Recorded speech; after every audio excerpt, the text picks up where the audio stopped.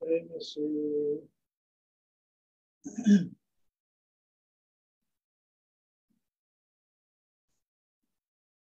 Saya sebenarnya agaknya baca baik, tapi juga ini, terus ini bersama. Emisi ada ini kehidupan itu, aman di mana bisa, kuat pernah ada program bisa, ini ada terus yang coba katanya, ini ya sekarang yang kita koordinasi berarti ada baik pada saat bulan Indonesia, pada saat bulan Indonesia dan asal itu saat bulan Indonesia ini khusus sudah mempelajari pendidikan itu kemudian pada ini khusus kemudian kalau kehidupan ini online software dan lagi baca online-nya semua form atau lagi online-nya atau mobile-nya laptop hari biasa salah satu ini pun nama agar dia masuk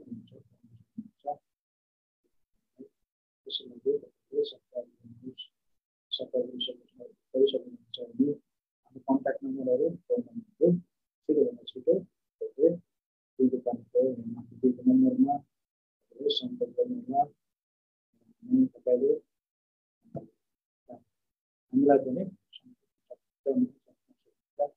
kita mulai ini khusus di depan itu Indonesia nah pada di sini ya इसको सदस्यता लिनको लागि एक वर्षको लागि सदस्य लिन चाहनुहुन्छ यसको रकम चाहिँ भनेर कसरी गर्छ होला इन्डियाको 30 रुपैयाँ आइसी सिट नेपालको चाहिँ 50 रुपैयाँ पर्छ र 7 वर्षको लागि भने 200 रुपैयाँ है अनि इन्डियाको 120 रुपैयाँ पर्छ विदेशमा के हुन्छ अब कुनै पनि पर्छ त्यसको लागि तपाईहरुले एक वर्षको लागि त्यो सबै प्रकारले स्वास्थ्यमा तपाईहरुले सब्सक्राइब गर्न सक्नुहुन्छ अनि त्यसपछि तपाईहरुले आफ्नै हातमा ल्यापटपमा आफ्नो संसार कुनै पनि कुनामा होस् तपाईहरुले दुईले पनि पढेर आशिष गर्न सक्नुहुन्छ है त्यसको लागि तपाईहरु मगाउन गुमाउनु सुकाउनुको तपाईहरुले एकताले चाहिँ गर्नुभयो भने एकदमै राम्रो हुन्छ तपाईलाई आशिष दिन्छ तपाईँ आशिष दिनुहुन्छ भने तपाईको मण्डली तपाईको परिवार तपाईको सबै पनि आशिष दिन सक्नुहुन्छ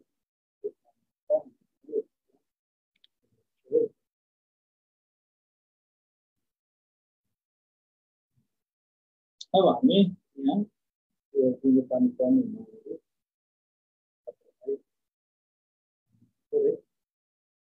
जानकारी गराइहाले अब प्रार्थना गरौँ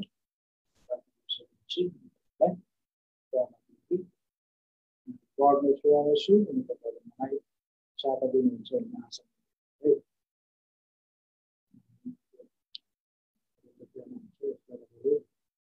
शेयर गर्नु भने सुन्न सक्नुहुन्छ र आशिषित गर्न सक्नुहुन्छ शेयर गरेर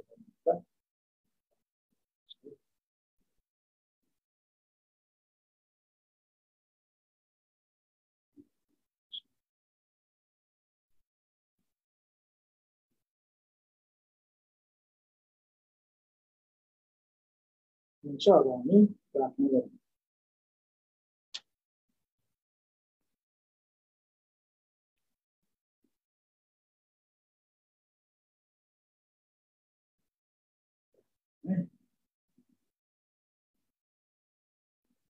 विश्वास योग्य धर्मीय कुनै परिमाण दिनुहोस् त्यसका निरन्तर पानी पर्ने नगरिकन म प्रत्येक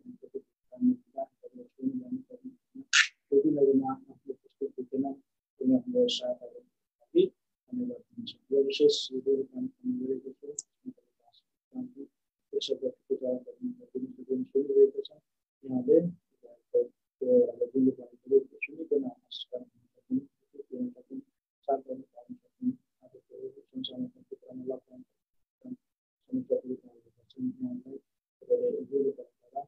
सुनिकन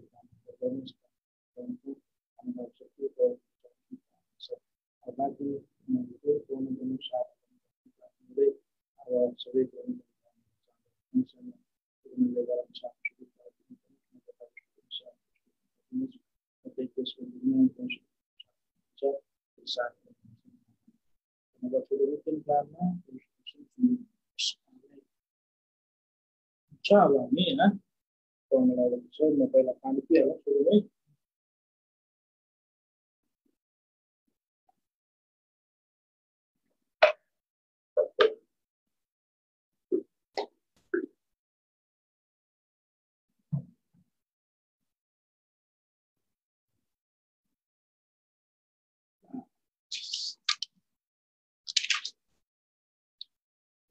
अब यहाँ आज हामीले यो प्रतीक्षामा है यो पुस्तक बनाएको छु आजबाट चाहिँ सुरु गरेको छु है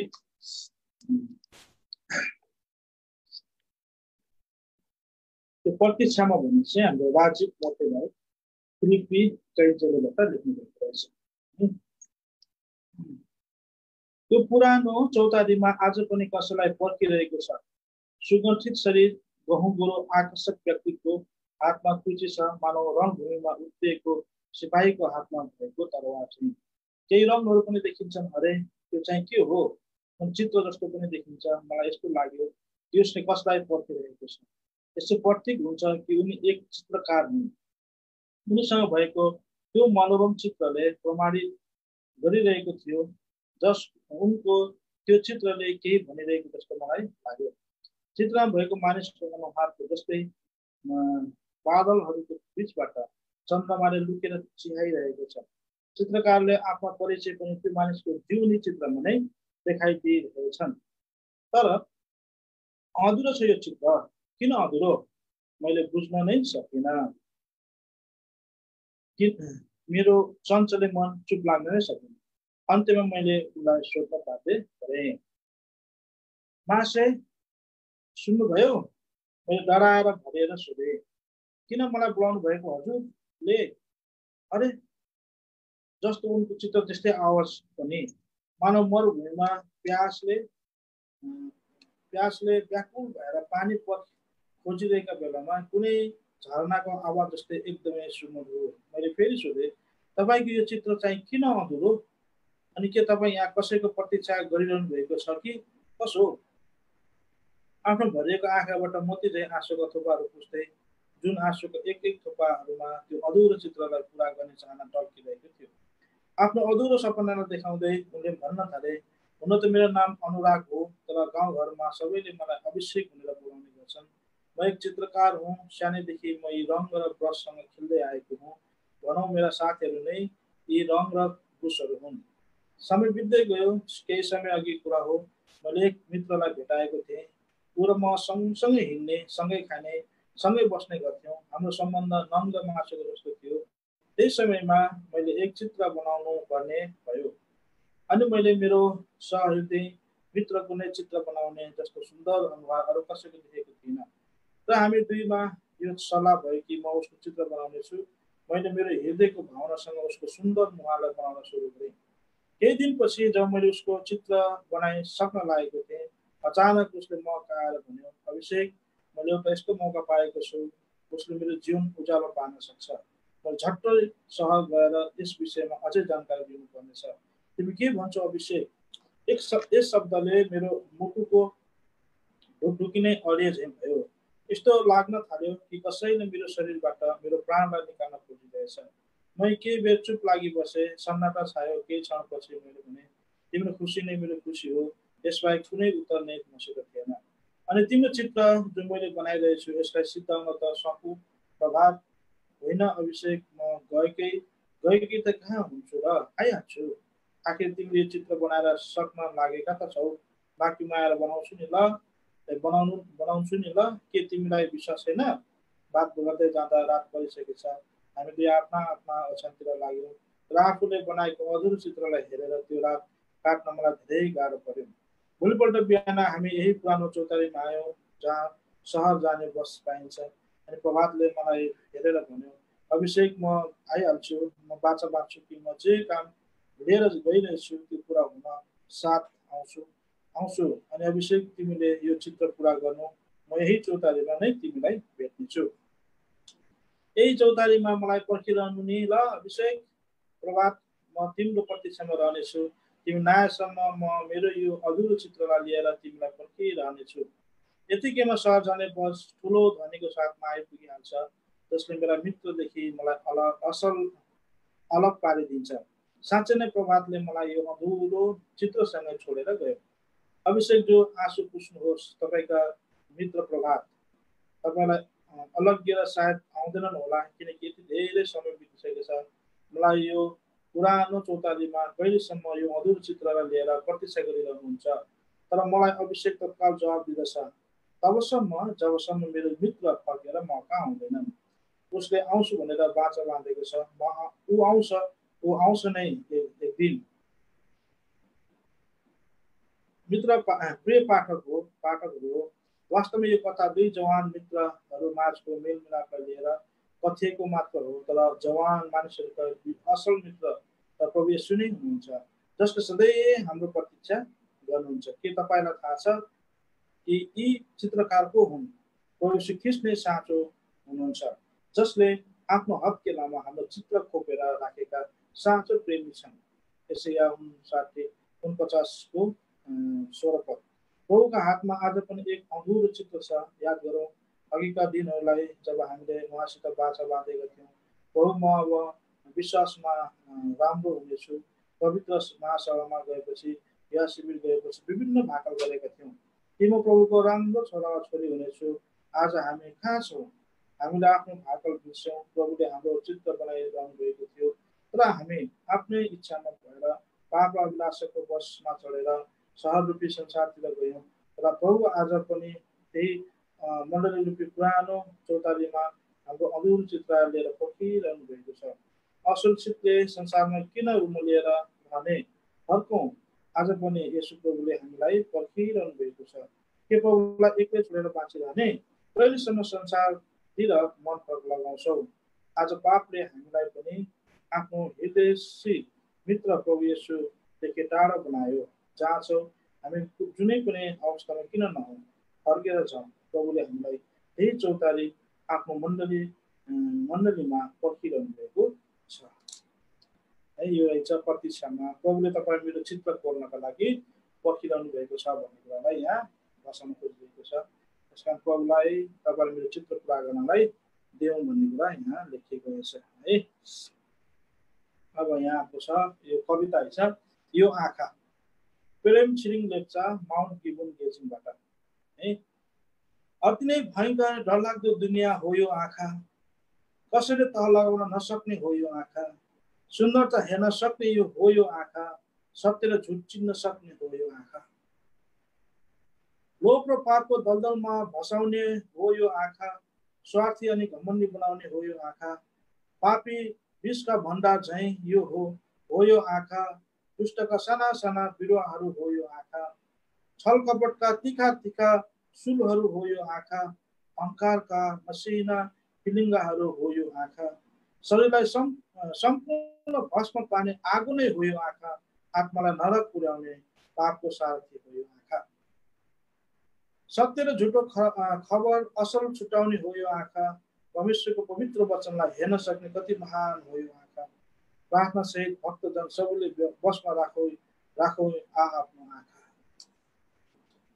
देखाइदिउँ, स्टेफन खावासकान्तको देखाइदिउँ कविता।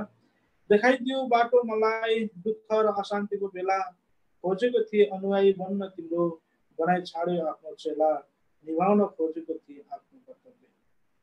बाबु भएको नाता अघिको पछि पछिको अघि लेखिएको छ बाइबलको पातामा, यही वचन पुरा गर्नको निम्ति आयु तिमी यो संसारमा। क्षणिक जीवन घामछाया जस्तो देखाइदिए गयो पिताको साथमा, अब त धेरै नै बाटो चिन्ने भएको छु, हराउँदिन रङ झन्ने संसारमा, त्यसको बाटो सत्य र शान्ति, त्यसकै पवित्र घर मण्डलीमा।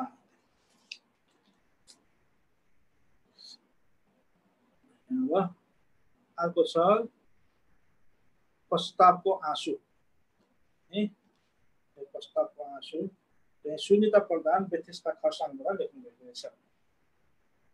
यो छ तपाईँले पढ्न सक्नुहुन्छ है।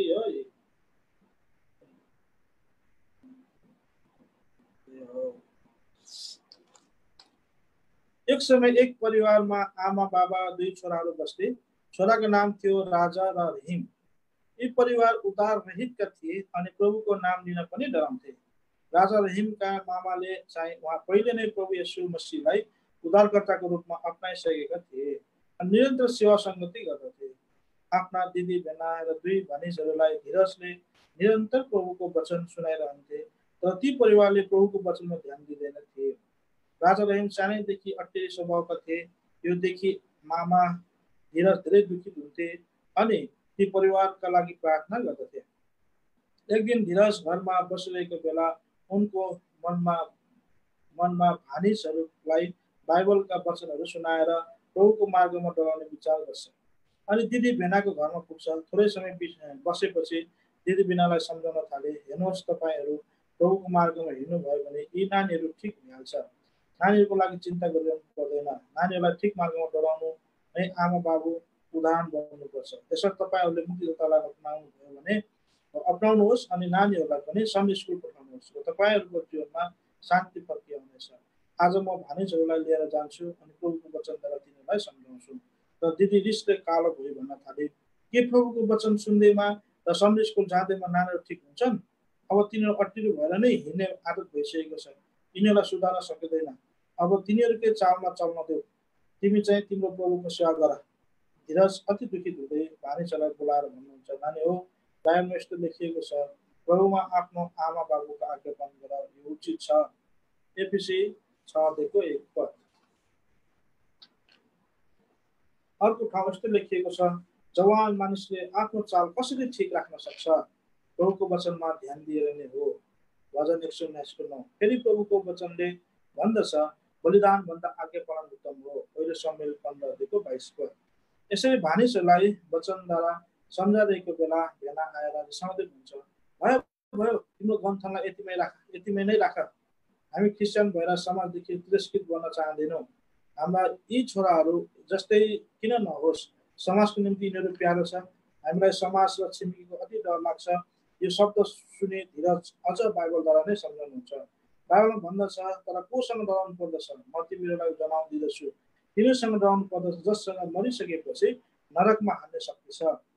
म तिमीहरूलाई भन्दछु, तिनीहरूदेखि डराओ। लुका 12:5। किन तपाईँले परमेश्वरलाई अनि परमेश्वरको वचनलाई घृणा गर्नुहुन्छ, ठट्टा गर्नुहुन्छ?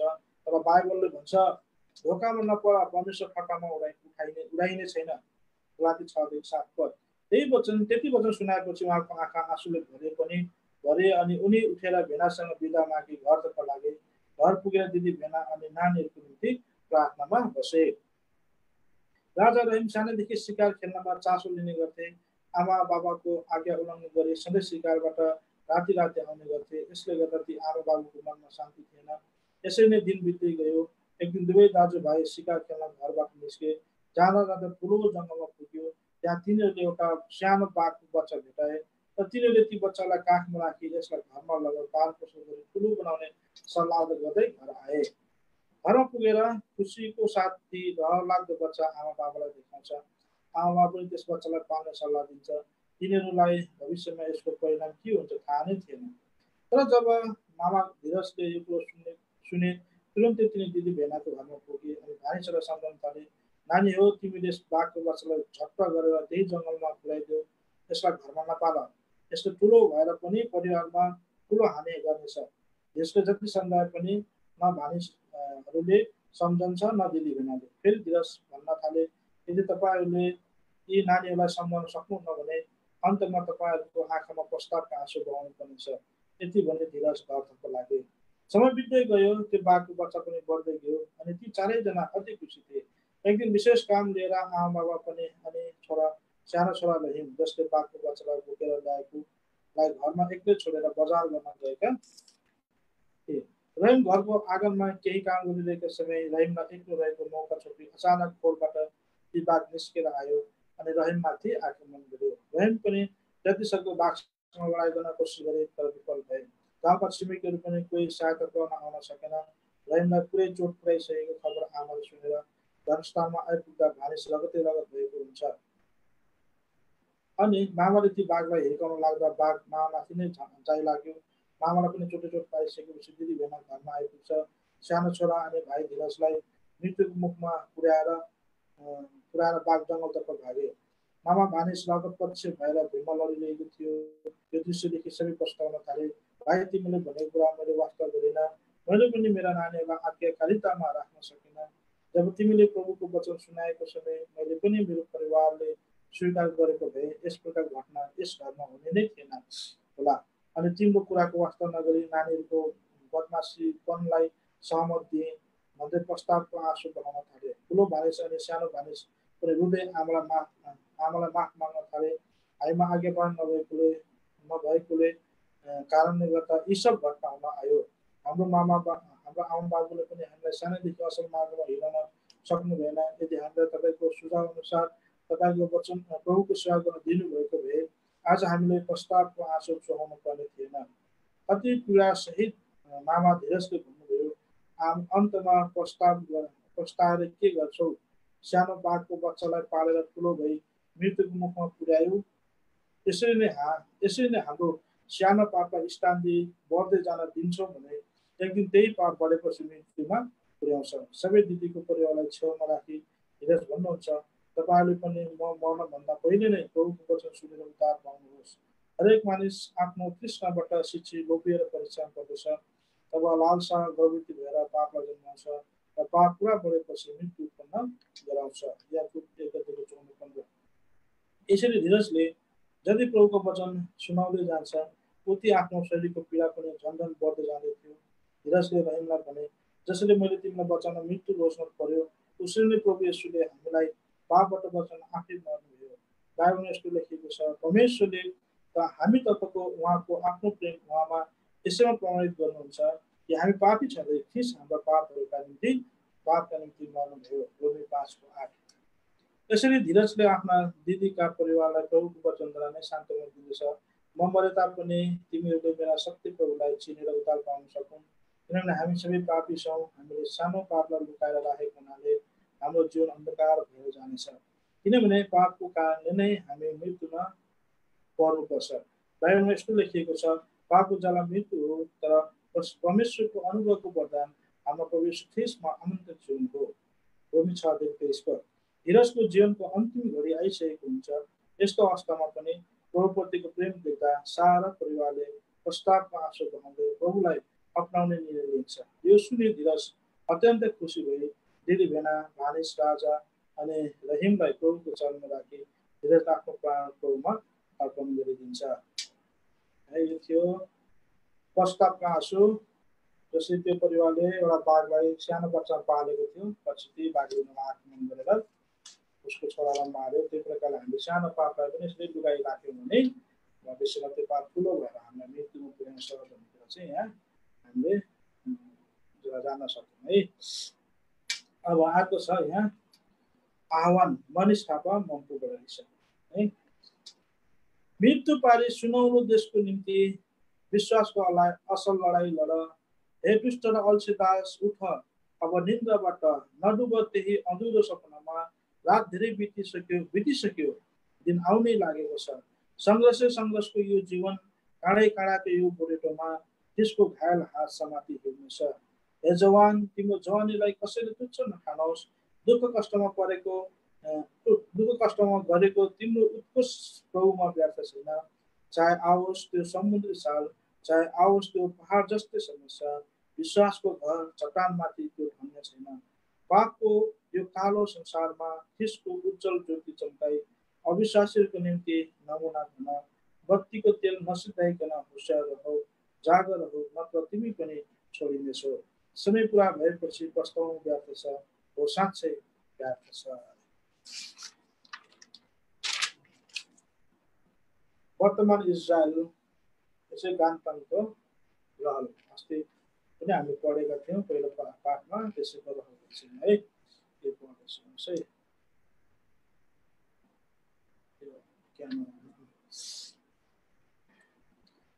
687 ख्रिस्टाब्दपछि यही मन्दिरको स्थानमा मुसलमानहरूले ओमरको मस्जिद खडाए औ यो नै सारा संसारमा भएका मुसलमानहरूको निम्ति मक्का मदिनाको बादमा दोस्रो प्रमुख स्थान मानिनेछ जसलाई भर्खरै मात्र धेरै धनराशिले मर्मत पनि गरे यद्यपि यो समाधि सारा संसारभरि भएका मुसलमानहरूको निम्ति अति पवित्र स्थान भए तापनि यहुदीले ठिक त्यसै ठाउँमा आफ्नै मन्दिर फेरि बनाउने दृढ निश्चय गरिसकेका छन् मन्दिरको पुनर्निर्माणको कार्य गर्नु नै यरुशलेम सहरको ध्वस्त हुने घटनाको विषय बन्नेछ प्रकाश 11 मन्दिरको पुनर्निर्माण हुनु नै छ कारण प्रेरित पावलले थिस्सलुनिका मन्दिरलाई यसो लेख्नुहुन्छ कसैले तिमीलाई कुनै रीतिले धोका नदियोस् किनभने धर्मको पतन पहिले नआएसम्म र त्यो पापको पुरुष त्यो विनाशको पुत्र प्रकट नभएसम्म त्यो दिन आउने छैन यसले विरोध गर्छ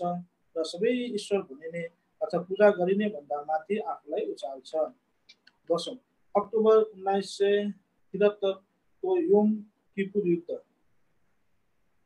अक्टोबर 1973 मा योम किपुर युद्ध भएको छ जब मिस्री हवाई अड्डालाई रसियन लडाकु विमानहरू सहित ध्वस्त भएर छपष्ट थिए अनि 1967 को 6 दिने युद्धले सिनाई पहाड भरि भत्केका सोभियत ट्याङ्कहरू बिस्कुन्झै थिए तब रसियनहरूले ती भत्केका ट्याङ्कहरू र विमानहरूको सट्टा क्षतिपूर्ति तत्कालै गरिहाले 1973 मा अरबीहरूले 6 दिने युद्धद्वारा भएको शरमलाग्दो यादलाई सम्झनाबाट नै मेटाइदिने हेतुले त्यही वर्षको अक्टोबर महिनामा यानिकि ठिक यहुदीहरूको प्रायश्चितको चाडको दिन डे अफ एन्टोनमेन्ट अरबीहरूले यहुदीहरूको सीमा चौकीहरूमा धावा बोले 6 दिने युद्ध भन्दा अरू दृढ सङ्कल्प सहित तिनीहरूले आक्रमण गरे अरबीहरूले यहुदीहरूको अधीनभित्र भएका धेरै ठाउँहरू कब्जा गरे यहुदीहरूले त्यस्ता एकैचोटि सिरिया र मिस्रका सेनामुखमा लाउनु परेकोले यस्तो भान हुन्थ्यो कि यसपालि चाहिँ अरबीहरू नै विजेता हुने रहेछन्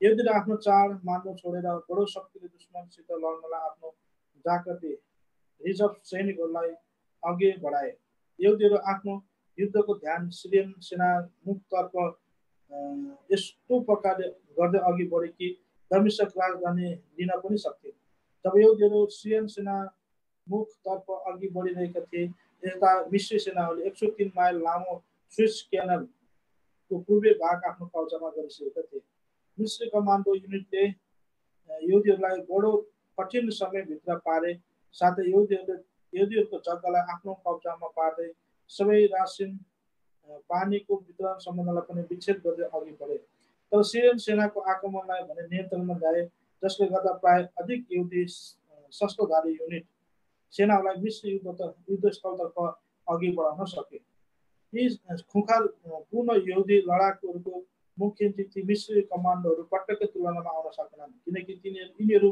केवल राज्यक्षेत्रको निम्ति मात्र होइन तर जीविकाको निम्ति लडिरहेका थिए उनीहरूले मिस्री सेनाहरूलाई सिनाई पहाडभित्र बन्द गरिराखेर सारा स्विस क्यानललाई मात्र नभएर काइरोलाई मिस्रको राजधानी पनि लिन सक्थे त्यस्तो गर्नदेखि अमेरिका र रसियाले पनि रोक्न सक्ने थिएन एउटा बुझिने सत्यता हो कि प्राय यहुदी सैनिक युद्ध कौशल चाहिँ बाइबलका पुरानो नियमका कति युद्धहरूबाट आधारित एवं उदित गरिएकोले नै हो जेनेरस मोसे दयान भन्नुहुन्छ कि कप्तान ओरेस बिन्टेङद्वारा मैले धेरै कुराहरू सिकेँ जो एउटा ब्रिटिस अफिसर थिए इजरायलको युद्ध कौशल सिकाउने गर्थे जसले बाइबलकै अध्ययनद्वारा सिकेका थिए बाइबलका केवल प्रारम्भिक ज्ञान मात्र भएका विद्यार्थीहरूले पनि यो अति सरल प्रकारले बुझ्न सक्दछन् कि योम किपुर युद्धमा जेनरल जोबले सिरियनहरूसित गरेको युद्ध र राजा दाउदले अम्मोनीहरूसित गरेको युद्धमा कति समानता पाइन्छ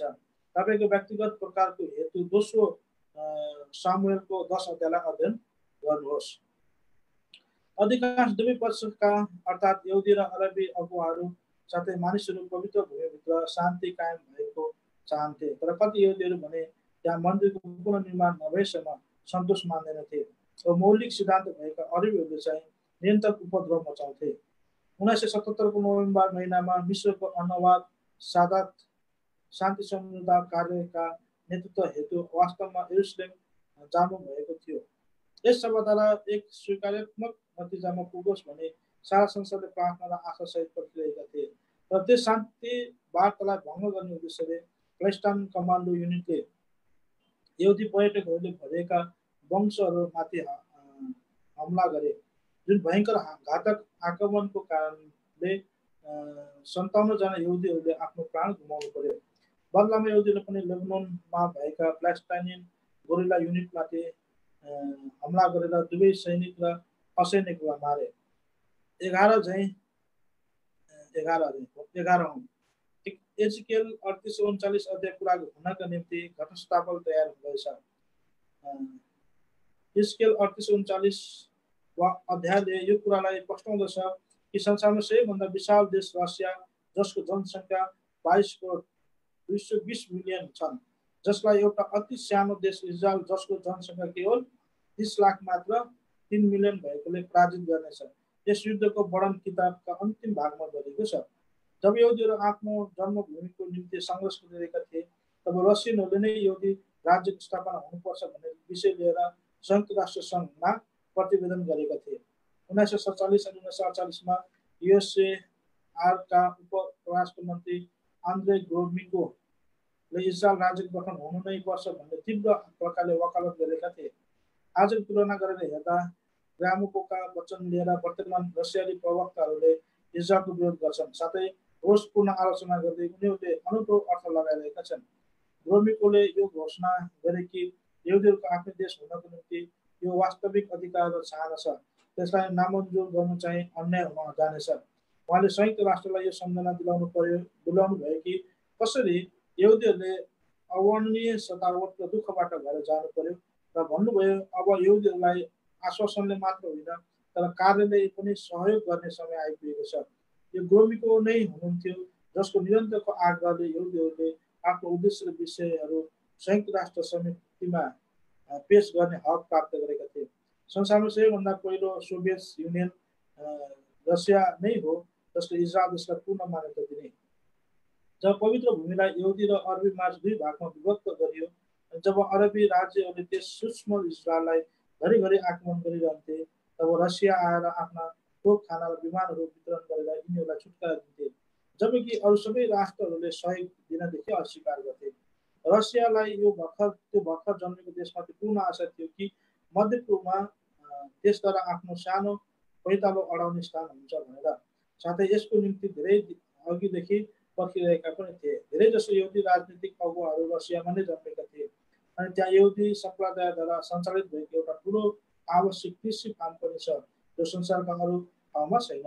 तर यहुदीहरूले सोभियत सङ्घका अधिकारभित्र चल्ने प्रकारका देश स्थापना गरेनन्, बरु त्यसको सट्टामा सिख समान्तवादी औ सैनिक तानाशाही रूपी मरुभूमिमा एउटा शान्तिप्रिय गणतान्त्रिक राज्यको स्थापना गरे। यसबाहेक उनीहरू निसङ्कोच सहित पश्चिम देशको पक्षमा भए। जब रसियनहरूले इजरायलको दृष्टिकोण बुझे, तब रसियनहरूबाट आइपर्ने सामनाको घटनास्थल तयार भयो। जब नासर मिश्र देशका प्रधानमन्त्री औ पछिबाट राष्ट्रपति शताधिकारी भए, तब मिश्र र रसियनहरू बीच गहिरो मैत्रिक सम्बन्धमा बाँधे, जो आजसम्म पनि छ। रसियाले करोडौँ डलर मूल्य भएका सैनिक हतियारहरू मात्र ओइराएनन्, तर हजारौँ टेक्निसियन र पाइलटहरू पनि मिश्रमा पठाउन थाले। रसियाले मिश्रलाई ट्याङ्कहरू, बम युद्ध लडाकु विमानहरू, रकेट फ्याँक्ने यन्त्रहरू, भारी तोपखाना, हवाईजहाज बसाल्ने बन्दुकहरू, हवाईजहाज खसाल्ने बन्दुकहरू, राडर, हवाईजहाजका चाल फुटाउने यन्त्र, साथै सबै प्रकारका सैनिक सामग्रीहरू सप्लाई गरे। रसियाले आफ्नो सैनिक क्षमता भूमध्य सागरीय प्रान्तमा 500% भन्दा अधिक वृद्धि गराए। यो थाहा लागेको कुरा हो कि इजरायली फेन्टम हवाईजहाज र मिग-21 जसलाई रसियन पाइलटहरूद्वारा सञ्चालित गरिन्थे, स्विजमाथि युद्ध निरन्तर चलिरहन्थे। इजरायली कमान्डर जेनरल होडले यो टिप्पणी गर्नुभयो कि समस्या चाहिँ यो छ कि उनीहरू कति विघ्न छन् र हामी चाहिँ कति थोरै छौँ। तथापि भूतपूर्व इजरायली प्रधानमन्त्री गोल्डामेरले भन्नुभयो सम्पूर्ण सोभियत सेना र टेक्निसियनहरूलाई इजरायली सेनाहरूले निरन्तर आक्रमण गरिरहनेछ। अनि उहाँले यो पनि पुनः घोषणा गर्नुभयो कि हाम्रो केवल 10 मध्ये 9वटा जहाजले मात्र रसियन जहाजहरूसित भिड्नु परे हामी उनीहरूलाई खसाल्नेछौँ। जेनरल मारो दयानले घोषित गर्नुभयो कि रसिया चाहिँ इजरायलको अर्को प्रतिद्वन्दी हो। 12 आर्मागेडोनका निम्ति घटनास्थल तयार हुँदैछ। The stage is being set for Armageddon. अनि त्यसले तिनीहरूलाई हिब्रू भाषामा आर्मागेडोन भनिने ठाउँमा भेला पार्यो। प्रकाश 16:16।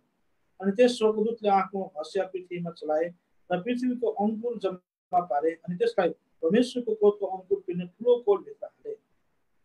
प्रकाश 14:19। प्रभु भन्नुहुन्छ, यसका नाश पार्नलाई म नउठिन्छु, तिमीहरू मलाई पर्खिरहो। जाति जातिहरू राज्यहरूलाई जम्मा गरेर तिनीहरूमाथि मेरो रिस, मेरो भयानक रिस पुरा खनाउने मेरो इच्छा छ। किनकि सम्पूर्ण पृथ्वी मेरो डहाको आगोले भस्म हुनेछ। सपन्या 3:8। म सबै जातिहरूलाई यरुशलेमको विरुद्ध लडाइँ गर्नलाई भेला गराउनेछु। अब यो सहर लिइनेछ र घरहरू लुटिनेछ र स्वास्थ्य मानिसहरू भ्रष्ट पारिनेछन्। सहरको आधा भाग कैदमा लगिनेछ औ बाँकी रहेका मानिसहरू चाहिँ सहरबाट अलग गरिने छैनन्। अब युद्धको दिनमा लडाइँ गरे चाहिँ परमप्रभु निस्केर ती जातिहरूसित लडाइँ गर्नुहुनेछ। अब यस दिन उहाँको खुट्टाले यरुशलेमको सामने पूर्वतिर भएको जैतुन पर्वतमा टेक्नेछ। जकरिया 14:2-4। प्रेरित 1:11। तपाईँ अवक्त हुने वा अवक्तका पुत्र हुने आवश्यकता छैन, कारण संसारका भइरहेका घटनाहरू पुरा हुनेतर्फ त्यससित दौडिरहेको हेर्दा हामी पवित्र शास्त्रका वचनहरू साथै आँखाको सामुन्ने पुरा भइरहेको समयमा नै बाँचिरहेका छौँ। प्रभुले भन्नुभयो, अनि जब यी कुराहरू हुन थाल्छन् तब माथि हेर र आफ्ना शिर उठाऊ, किनकि तिमीहरूको छुटकारा नजिकै छ। लुका 21:28। अति निश्चित रूपले हामी यस घटनाहरूका सुरुवात विषय लिएर सफाइ दिइरहेका छौँ। प्रभु येशू अति चाँडै आउनुहुँदैछ। अब उहाँलाई भेट्न तयार हौ। अनुवादक राजमनलाई अनुग्रहको बगैँचाभित्र भनेर यो कविता छ। बिके छेत्री रोगोबाट लेख्नुहुन्छ। अनेकौं खुट्किलाको यस लामो जीवन यात्रामा अनगिन्ती थपेडाहरूको बीचमा अनुग्रहकै बगैँचाभित्र रोपिएकोले मात्र तपाईँको छारी मुनि पाए मैले आश्रय। खोलाको बगलमा लडिरहेको एक ढुङ्गालाई दाउदको झोलाभित्र पस्ने मौका दिनुभयो। अनेकौं गोलियत नष्ट पार्नलाई तपाईँकै अनुग्रहको सामर्थ्य प्रयोग गर्नुभयो। आउन र बस्न पाए सियोनको पर्वतमा, जीवित परमेश्वरको सहर यरुशलेममा, अनुग्रहकै बगैँचाभित्र पाए मैले सहारा। धन्यवादको कोसीले राख्न सक्छु सर्वदा।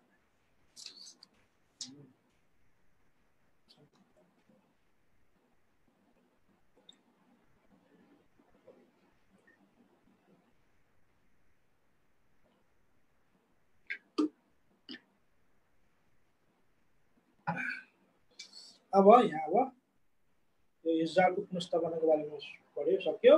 कर्मशाहको भागमा पनि हामी लेख्छौँ होला।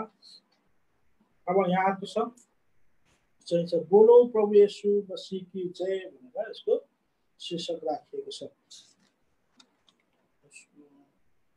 भाइ काजी यसको प्रस्तुता है।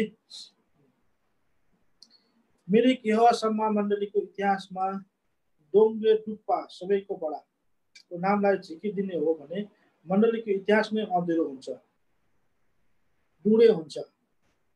यो सानो भनाइले नै बडाको कत्रो भूमिका रहेछ सो कुराको झझल्को प्रदर्शन भइहाल्छ। एउटा सत्य कुरा भन्नुपर्दा मान्छेलाई समयले कति छिटो खुम्च्याएर ल्याउँदो रहेछ। अभावमा, रोगमा, परिस्थितिमा, थुप्रै यस्तो खस्रो पर्नमा भएर जानु परे तापनि अन्तमा गएर यी सबै कुराबाट प्रभुमा बनिरहनेहरूलाई चाहिँ पराजित होइन तर अपराजित नै बनाउँदो रहेछ। अनि उसको अन्तिम शवयात्राले नै भनिरहेको थियो, मैले सृष्टिकर्ता परमेश्वरलाई चिनेकाले गर्दा अर्थात् मृत्युलाई जितेर बोरी उठ्नु भएको प्रभुलाई पाएकोले गर्दा म कहिल्यै कुनै कुरासँग हारिन। त्यो लास नबोले पनि उसको व्यक्तित्व बोल्दो रहेछ। जीवनमा रोगले ग्रस्त रोगी त होइनन् नै हाम्रा बडा, प्राय निरोगी, वृद्धकालमा हार्ट र डायबिटिसको नजिकको चिन्जान जस्तै भएका थिए। तर पनि अन्तमा रोग बिमारले भेटेपछि जस्तै 4 मानाको भात खाने मान्छे पनि 1 चम्चा चमच देख्दा भो भो भा खान्न खान्न भन्दो रहेछ।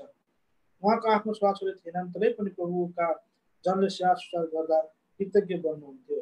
यही 2006 साल अप्रिल मईतिर उहाँ धेरै शिथिल हुँदै जानुभयो। त्यति यताउति हिँड्न सक्नुहुन्न थियो, तर पनि स्तुतिले भरेको मान्छे उहाँ हुनुहुन्थ्यो। ती धेरै स्तुतिहरूमा उहाँको मनपर्दो प्रमुख मुख्यत गीतहरू थियो। तीमध्ये ठुलो सियोन 3 नम्बर, स्तुति प्रशंसा प्रभुलाई हालेलुया, अनि 84 नम्बर गीत आशिषको वर्ष माग्दछ, 98 अब अन्तिम जमानामा बाँचिरहेको छु, कानुनी यात्रा मेरो पुरा गर्नु परेको छ, साष्टाङ्ग प्रणाम प्रभु येशू मसीह, 12 नम्बर। यी गीतहरू रात दिन चौपट्टै दिन खोलेर गाउनुहुन्थ्यो। अनि यी गीतहरूको प्रेमी हाम्रा प्रिय बडा हुनुहुन्थ्यो। दाँत नभएको गाडाभित्र पसेको गीतका शब्दहरू फटकालेर गाउन नसके पनि गीत भजन भनेपछि हृदय गाउनुहुन्थ्यो।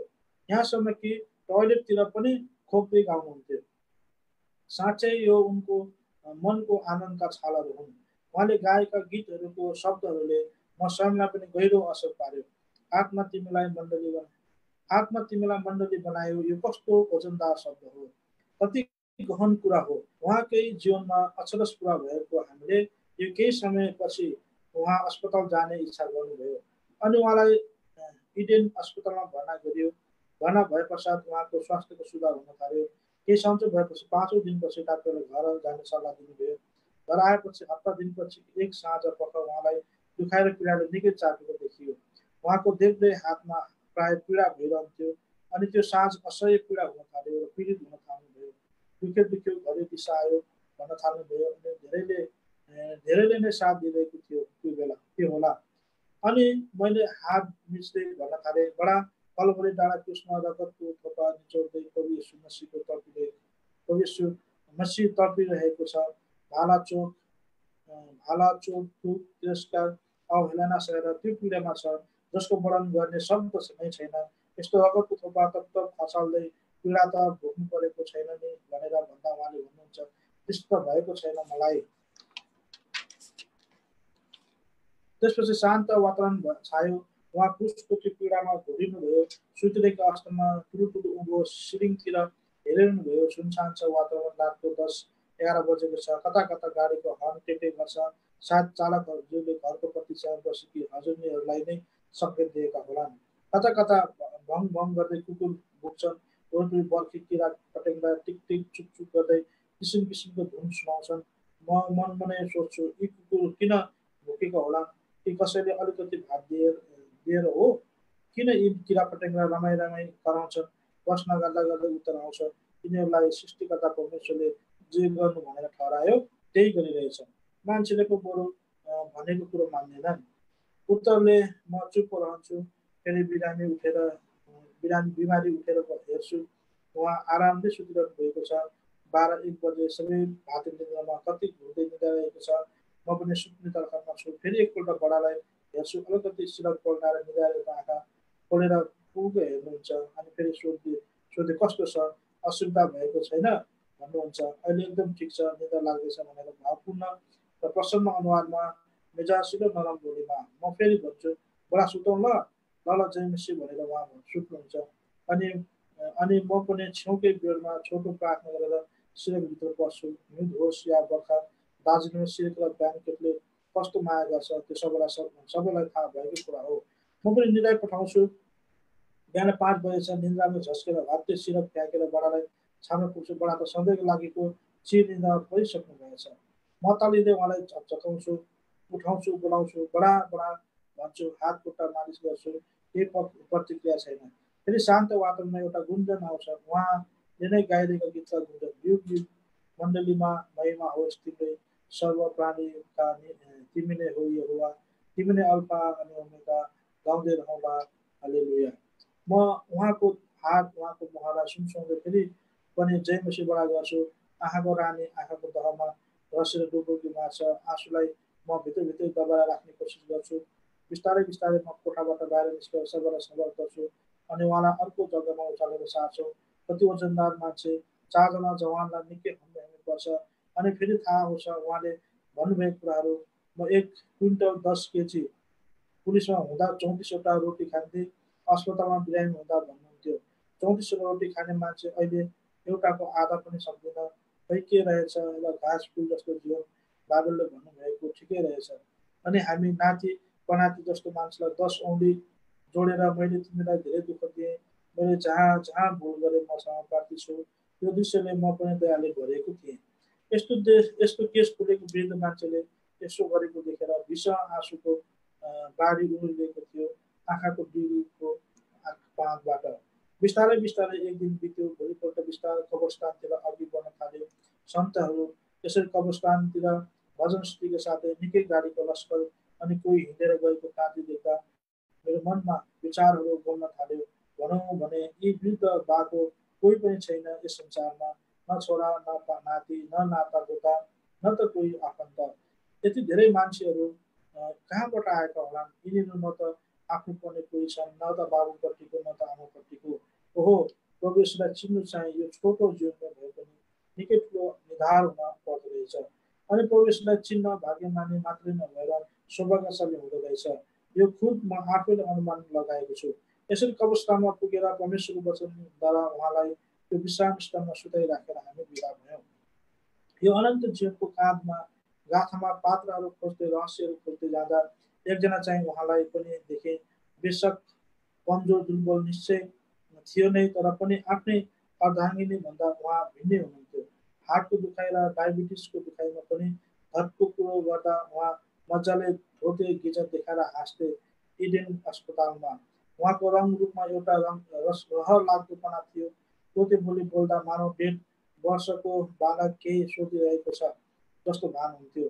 भरियो अनुहार मोटो शरीर केटाकेटी स्वभावका एक दिन ठुस्के पनि फेरि मिलिहाल्ने मजाको मान्छे। एउटा पत्रिकामा यस्तो लेख पाएको थिएँ, मान्छेहरूको बुढेसकाल असुन्दर हुँदैन, यहाँ पनि एउटा रहर लाग्दो सुन्दरता चम्किएको हुन्छ। अनि उहाँको प्राकृतिक शरीर पनि सृष्टिकर्ताले एउटा रहर लाग्दो बनाइनु भएको थियो। प्रिय पाठकहरू, तपाईँहरू केवल यो 1-2 पन्ना लेखहरू मात्र पढ्न सक्ने व्यक्तिहरू हुनुहुन्न। झन् आत्मिक मान्छेले त संसारका तमाम मान्छेहरूको हृदय पढ्न सक्नुहुन्छ। म के भन्दैछु, के लेख्दैछु थाहा पाइहाल्नुहुन्छ। सरकार झुट बोलेर झुटा आश्वासनहरू दिए भने पनि थाहा पाइहाल्नुहुन्छ। तर मैले जे देखेँ त्यो त्यस्तै नै थियो देखेँ। प्रभुका सन्तहरू मेरो अनि हाम्रो मृत्यु पनि गन्ती देशको दश अनुसार धर्मात्माको जस्तो होस् भनेर भन्दै यो सानो प्रतिवेदन प्रस्तुत गरेका छौँ। अनि हाम्रा प्रिय बडाले जहिले पनि सेवा प्रसाद प्रार्थनापछि नारा लगाउनुहुन्थ्यो। उहाँकै स्वरमा यो प्रतिवेदनलाई टुङ्गाउँदै बोलौँ, प्रभु येशू मसीहको जय। मृतकको बडाको बारेमा चाहिँ लेखिएको छ। अब आएको छ हाम्रो आमा जस्ती दिदी है, यो पनि हाम्रो भाइ काजीले नै लेख्नु भएको रहेछ। यो पनि स्मृति नै हो। आमा जस्ती दिदी। कुनै एउटा पत्रिकामा यस्तो लेखिएको थियो, वृद्धहरूका ज्ञान अनुभव र सेवा समर्पणका चिन्हका रूपमा रहेका अनुहारका मुजाहरू सौन्दर्यका सच्चा मुहान हुन्। फ्लोरेन्स नाइटिङ्गेलले नर्स सुसारे भई रोगी र घाइते मानवको सेवामा अति प्रशंसनीय काम गरेकी थिइन्। उनको त्यो काम आजसम्म पनि उनको सुवास र सौन्दर्यको मुहान बनेको छ। कहिल्यै बिर्सन नसक्ने गुण लगाएकी छिन्। के सौन्दर्य भनेको बोक्रे बाहिरे फुलबुट्टा सिङ्गार पटार तडक भडक र नखरापूर्ण हावभाव नै हो त? फ्लोरेन्स नाइटिङ्गेलका सम्झना आउँदा हामी तिनको शारीरिक रूप, लावण्य, सिङ्ग पटार र छटाको सम्झना धेरै गर्दैनौँ। हामीलाई तिनको सद्विवेक, तिनको साहस, तिनको त्याग, तिनको सेवा र तिनको सृजनाको भाव सम्झना गराउँछ। त्यो सम्झना मात्र पनि सौन्दर्यले टनाटन भरिएको हुन्छ। त्यसले हाम्रा मनस्थितिमा सद्विवेक, साहस, त्याग र इमानको सुन्दर भावना जगाइदिन्छ। सक्कली सौन्दर्य भनेको त्यही हो। ती असल भावनाहरूबाट पैदा भएको सेवा र सृजना नै सक्कली सौन्दर्यको मुहान हो। यस्तो अनेकौं सेवक सेविकाका नाममा पश्चिमतिर मनमोहक सुवास र सौन्दर्य छ। उपदेश 9:10 तेरो हातमा जे काम छ त्यो आफ्नो पुरा शक्तिले गर, किनभने मृत्युमा जहाँ त जानै पर्छ त्यहाँ न त केही गर्ने, न विचार गर्ने, न समझ सक्ने, न वृद्धि नै हुन्छ। यो खण्डलाई हेर्दा एउटा सुन्दर कुरा हाम्रो बढी आसनाथ खवासको जीवनमा देख्छौँ। बढी आस्नात खवासको बारेमा छ है यो त्यसो त्यो हो तेरो हातमा जे काम छ त्यो पदलाई उहाँले जीवनमा पुरा गर्नुभयो तथापि उहाँ बाइबल खोलेर वचन सुनाउन सक्नु भएन दौडी दौडी गर्नु सक्नु भएन म स्वयंले हेर्दा पनि अरू त खासै केही गरे जस्तो लाग्दैन तर एउटै काम भयो दिलो ज्यानले गर्नुभयो पुरा मनले गर्नुभयो अन्तसम्म गरेर छाड्नुभयो त्यो हो चुलाको काम 20 जना भन्दा उँभोका मानिसहरूलाई दिनहुँ खाना पकाइ तुलाइ गरेर खुवाउनु सजिलो कुरो होइन यो कठिन कुरो नै हो म आफैले पनि अनुभव गरेको छु भोकले भाउन्न छुटेर रन थुनिएर चुलामा बत्तिएर पुग्दा तातो भात र दाल तरकारी अगाडि आइपुग्दा घरको आमाको याद झल्की आउँथ्यो अनि त्यो अमैले हाम्रो भोकलाई यसरी शान्त पारिदिन्थे सायद यो बढीको हातको चिया पानी पिस्का आउँदा नखाने नपिउने कोही पनि छैन होला जस्तो लाग्छ बेसक कमजोर दुर्बल निश्चय नै थिए तरै पनि उनको त्यो निरन्तरताको सेवालाई एकपल्ट त सलाम गर्नै पर्छ रातको 11-12 बजेसम्म चुलामा मेसिन जस्तो रगटिएर पनि आफ्नो दैनिक प्रार्थनामा कहिल्यै पछि हटेन भनेर उहाँका सङ्गी साथीहरू भन्छन् अनि उहाँका साथमा भएका जवान बहिनीहरू भन्छन् बलि जस्तो त हामी कोही पनि खट्नु सक्दैनौँ तथापि उहाँमा आँसुले तकिया पुरै भिजाउने क्यान्सरको पीडा थिएछ यही भीषण पीडाको सिलसिलामा र भुमरीमा पनि मानव केही भएको छैन जस्तो भएर उहाँ खटिरहेका थिएछन् मैले पनि जुन दिन अस्पताल भर्ना गरियो त्यही दिन मात्रै थाहा पाएँ डाक्टरबाट रोगको विवरण सुन्दा आँगै जिङ्ग भयो कस्तो साह्रै कष्ट खपिरहेकी थिइन् भन्छन् आँसु अभिव्यक्ति हो जो आत्मीयको सामु मात्र पोखिन्छ एकान्त र मौनतामा भएको सामु भीषण रुनु हुन्थेछ उहाँको मनको आँसुलाई पुछिदिने र बुझिदिने केवल परमेश्वरका पुत्र येशू मसीह हुनुहुन्थ्यो यसै कारण यही 1/2/2006 मेडिकल कलेज सिलगढीमा उपचार हुँदै 26/2/2006 परमेश्वरको बलात् भयो र उहाँ प्रभुमा सुत्नुभयो तीभन्दा अघि यसरी नै हामी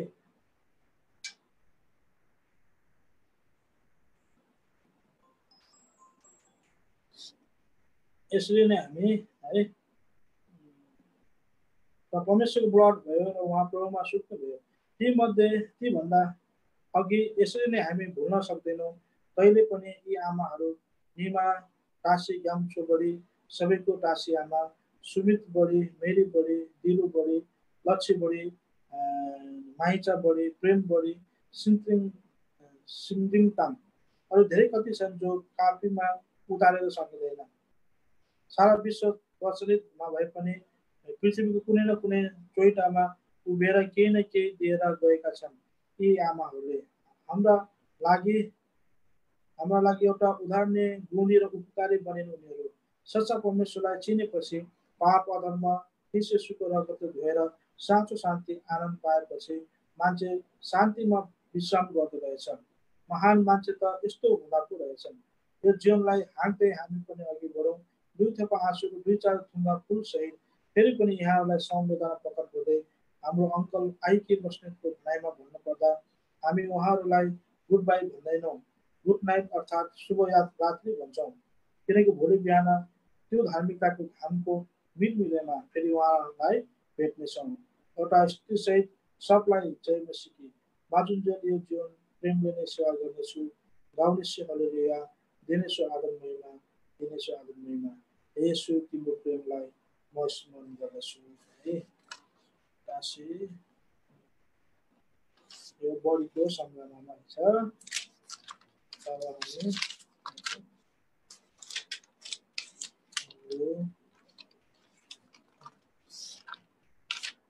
दुई पन्ना रहेछ मलाई सक्ने होला है 10-15 हामी सक्छौँ होला यो छिटो पढ्छ है विश्वास र ढोक मानिसका पुत्र आउँछन् तब के उनले पृथ्वीमा विश्वास पाउनेछन् र लुका 1:18 पहिले मानिसहरूलाई पुलिस आर्मी भनेपछि छेउमा जान डरले साह्रो पर्थ्यो कान अगुल्टाले लागेको बिजुली चम्किँदा भागे जस्तो पुलिसको डन्डा डर लाग्दै हुन्छ एक दिन कुरा केही जवानहरू विश्वास प्रेम धीरज भलाइ आनन्द आमा नम्रता उकालो जाँदै गर्दा त्यति नै बेला माथिबाट एउटा 12 वर्षको केटो र गजबको फौजी गोरो मोटो पोक्चे गाला भएको एकदमै असल स्त्री लगायतको हरियो फौजी युनिफर्ममा तिल टल्किने बुट, टाउकोमा छत्रे टोपी ढल्काएको, ब्याजमाथि टोपीमा चिटिक्कै परेको सानो रातो कुर्ता, छातीमा नेम प्लेट, रङ बिरङको लामो रिबिन पहिरिएको पेटीका वक्कलहरू पनि टल्किएको, पुग नपुग 6 फुटको हेर्दा असाध्यै गजबको 3 फिटा पाएको मस्त जवान त्यो फौजी उनीहरूकै छेउमा आएर उभिन्छ। अनि हातको छडीले 2-3 चोटि ठ्याम ठ्याम झ्याप्पो बजायो। जवानहरू डरले बोल्नै सकेका छैनन् र अचम्म पनि मानिरहेका छन्। तर कसैलाई केही नभनी ओह्रालो हिँड्यो। किन हो कुनी त्यो सानो केटो चाहिँ ती जवानहरूलाई अचम्म मानेर हो या कुनै कारणले हो त्यही सडकको किनारमा बसेर उनीहरूलाई हेर्न लाग्छ। त्यो सानो केटालाई हेरेर आनन्दले सोध्छ, भाइ तिम्रो नाम के हो? अलिक लजाएर सानो केटाले भन्छ, उदास। ए तिमी उदास हो? अन्त त्यो अहिले जाने पल्टने हवलदार कहाँको हो? तिमी चिन्छौ उसलाई?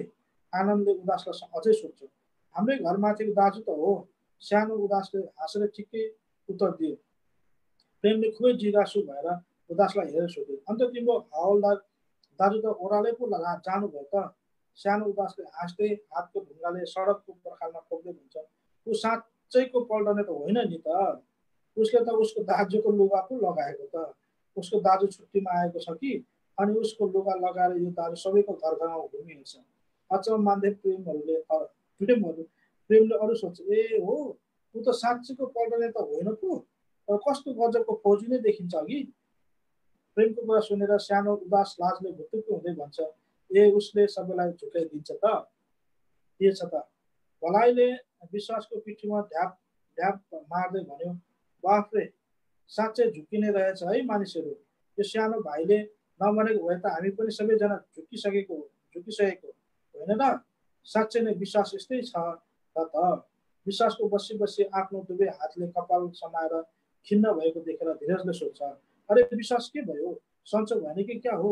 सबैजना विश्वासलाई हेरेर भन्छन्, होइन के भयो यिनलाई? अहिलेसम्म त ठिकै थियो त।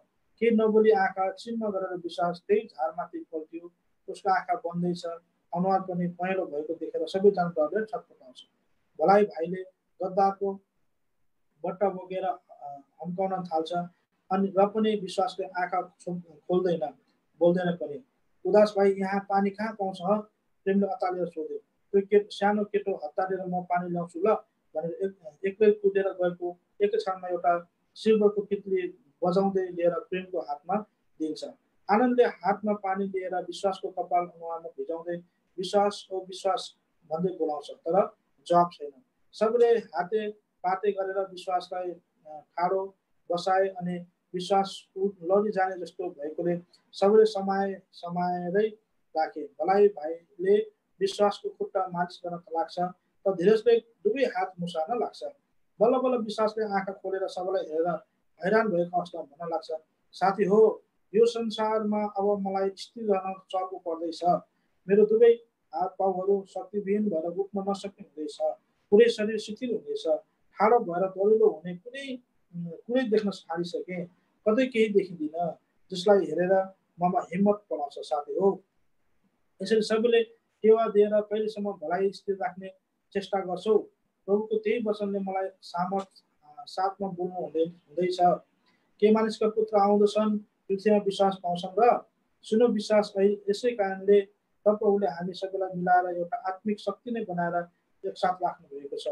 प्रेमले जोड दिएर भन्दै जान्छ। विश्वासले कितलीबाट सोझै ठाडो घाँटी गरेर 2 घुटका पानी पिएपछि केही चनाखो भएर भन्न लाग्दा सबैजनाले विश्वासलाई आफ्नो हातले टेवा दिएर सुत्न लाग्छन्। हो त्यो फौजी जस्तै मान्छे साँच्चैको नभएर फौजी जस्तो मात्र भएको जब हामीले बुझ्न पायौँ, तब म त प्रभुले भन्नुभएको वचन लुका 18:8ले मलाई साह्रै बोल्न थाल्यो। हेर त त्यो कस्तो असल देखा परेको फौजीको जीवन केवल बाहिरी देखावटी मात्र। फौजी देखा परेर भित्री जीवन त असल होइन रहेछ। त्यो मान्छेले कति साह्रो आफूलाई चाहिँ धोका दिएर अरूलाई हिँडेको सट्टामा किन आफ्नै जीवन चाहिँ बर्बाद गरेको होला? न त फौजमा अनि सरकारको रजिस्टरमा उसको नाम नै लेखिएको छ, न त फौजमा भर्ना भएको उसको नम्बर नै छ, न त एउटा असल फौजीले निपुणता साथ जान्नुपर्ने युद्ध कला कौशल र अत्याधुनिक हात हतियारका सुप्रयोगद्वारा दुश्मनका कुचालहरूलाई ध्वस पार्ने विजय हुने ज्ञान नै उसमा छ। एपिसी 6:11-13। न त फौजमा उसको एकाउन्ट र पासबुक नै छ, न त सबै साँचो फौजीहरूले पाउने फेसिलिटीहरू नै उसले पाउने अधिकार छ, न त फौजमा मेसमा बसेर खाने उसको अधिकार छ। सरकार र फौजको कुनै पुस्तकमा उसको नामै छैन। उसले त सरकारी फौजी अधिकारीको सामना गर्नु परेमा उनीहरूले भनेछन् यसलाई हामी चिन्दैनौँ, यसको कुनै रेकर्ड हाम्रो पुस्तकमा लेखेको छैन, यो मान्छे साँचो फौजी नभएर सबैलाई धोका दिने बदमास र कुकर्मी हो भनेर उसलाई नकुरूपी जेलभित्र हालिनेछ, जहाँ रुँदेर बिलाप गर्दै सजाय भोग्नु पर्नेछ। वर्तमान दिनहरूमा विश्वासीहरू मध्येमा पनि यस्तै फौजी जस्तैहरू मण्डलीहरूमा असङ्ख्य देखेर मैले सहनै सकिनँ साथी हो। कतिपय व्यक्तिहरू पनि यसरी मण्डलीमा रहेकाले गर्दा उनीहरूको उटपटाङ कार्यकलापहरूले अन्य जातिहरूको मध्येमा प्रभुको बदनाम भएको छ। रोमी 2:24। के हामी विश्वासीहरू पनि त्यो फौजी मान्छे जस्तै छौँ? गलाती 6:7 अनुसार धोकामा नपरौँ। त्यो मान्छे फौजी जस्तो त देखिन्थ्यो, तर ऊ आफै धोकामा थियो। अहिलेका विश्वासी पनि यस्तै छन्, नामका मात्र साँचो नयाँ जन्म पाएकै छैनन्। हुनसक्छ प्रभुकै काम गरिरहेछौँ, सेवामा धेरै अचम्मका कामहरू गरिरहेछौँ, मण्डलीमा धेरै ठुला काम गरिरहेछौँ, तर आफै धोकामा छौँ। एक दिन यो दशा हुन्छ। मत्ती 7:21-23।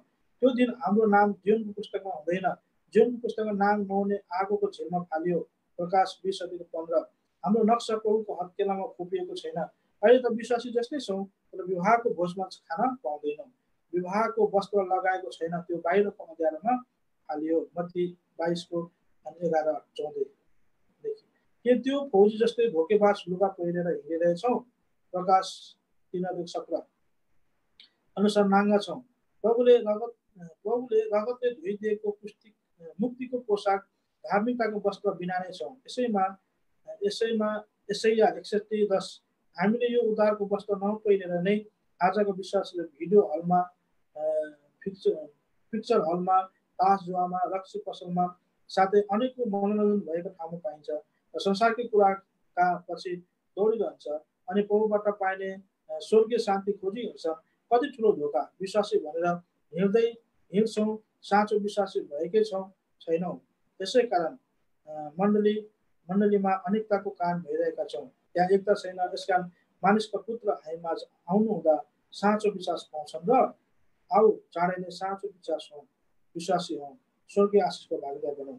प्रस्तुता प्रेम छेत्री साबा, त्यो फौजी जस्तै मान्छे है।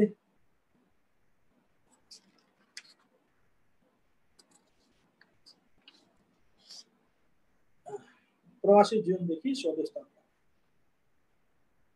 परमप्रभुको इच्छाअनुसार माउन्ट मोरिया मम्पू मण्डलीको स्थापना भएपछि तिनै सुरुका दिनहरूमा मण्डलीलाई चाहिने एक गुप्पे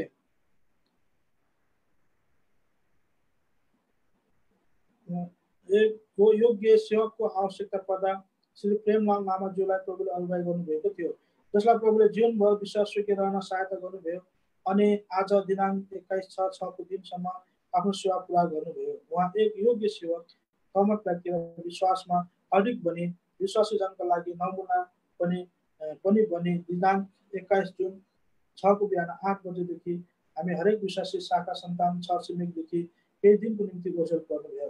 शारीरिक जीवनमा अश्रयको कारण दर्द पीडा सहँदै भए तापनि केही रोगै नभए जस्तै गरी सदा हँसिलो प्रकारले बोल्नुहुने प्रभुको असल दास बनिरहनुभयो। उहाँको अन्तिम श्वाससम्म साथमा बसिदिनुभयो। स्थानीय मण्डलीकी एल्डर सामुल भोटियासँग 22 तारिक भोलिपल्ट अन्तिम यात्रा उहाँले पार्थिव शरीरलाई बिदा दिन अघि उहाँको जीवन स्थानीय मण्डलीकै प्रमुख दासबाट उपस्थित विश्वासी जन छरछिमेकी साथै अन्य मण्डलीबाट आएका विश्वासीहरूको माझमा राख्नुको साथै आदर वचन सर्वोपदेशक 7:1-3 कसरी असल नाम कायम राख्नु, आफ्नो दासले कसरी असल नाम कायम राखे, त्यति मात्र नभएर कसरी आफ्नो सेवालाई पनि मृत्युवन्त कायम राखे। उहाँ अब स्वर्गीय राज्यमा प्रवेश गर्नुभयो। अघिसम्म उहाँ दास हुनुहुन्थ्यो, अब उहाँ अनन्तका लागि साथी बन्नुभयो, जो हामी माझबाट चाहिँ केही समयका निम्ति सूर्य अस्ता चाहिँ हुनुभएको छ। प्रस्तुता दान।